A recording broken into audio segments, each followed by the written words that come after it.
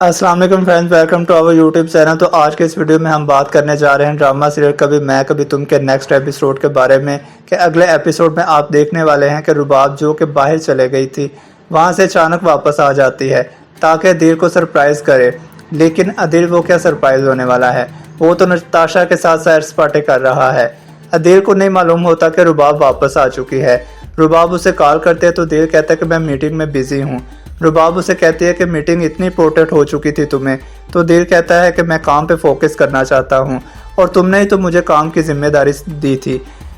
अदील को मालूम नहीं होता कि रुबाब उसे देख रही है कि वो नताशा के साथ बैठकर हंसी खुशी गपशप लगा रहा है। रुबाब तो बड़ी मुश्किल से अपने गुस्से पर काबू करती घर वापस चली जाती है, यहाँ तक कि चीज़ों को फेंकना शुरू कर देती है। वो कहती है कि अदील तुमने मुझे चीट नहीं कर सकते, इतना बड़ा धोखा किया है तुमने मेरे साथ, किस चीज़ की कमी थी मेरे में। रुबाब कहती है कि नताशा मेरे बचपन की दोस्त कैसे ऐसा कर सकती है।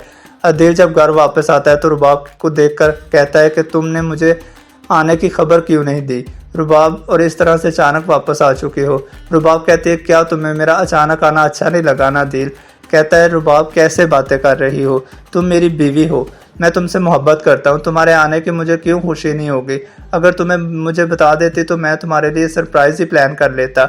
रुबाब कहते हैं इतना बड़ा सरप्राइज़ तो तुमने मुझे दिया है, और क्या सरप्राइज़ देना है। जिस पर अदील कहता है कि कौन सा सरप्राइज़, मैंने तो तुम्हें अभी कोई सरप्राइज़ नहीं दिया। रुबाब कहते हैं कि शायद तुम्हारा यहाँ पर आना ही मेरे लिए सबसे बड़ा सरप्राइज़ हो। रुबाब सारी बात को छुपा कर रखती है, वो नहीं बताती कि उसने उसे देख लिया है।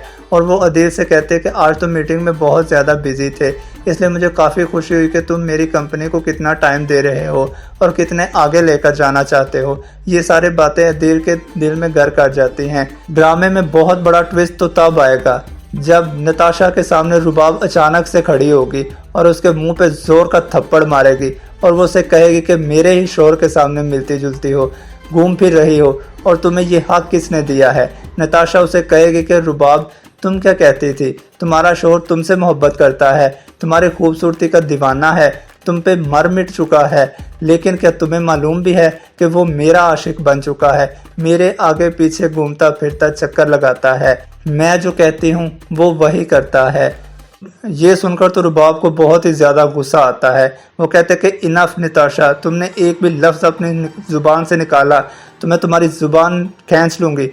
तुम जानती हो कि मेरा बर्दाश्त नहीं करूँगी कि जो कुछ तुम कर रही हो। और एक बात याद रखना, मुझसे कोई फ़र्क नहीं पड़ता कि मेरा शोहर क्या कर रहा है, तुम दोनों ने मिलकर मुझे चीट किया है, मैं तुम दोनों को ज़िंदा नहीं छोड़ूंगी।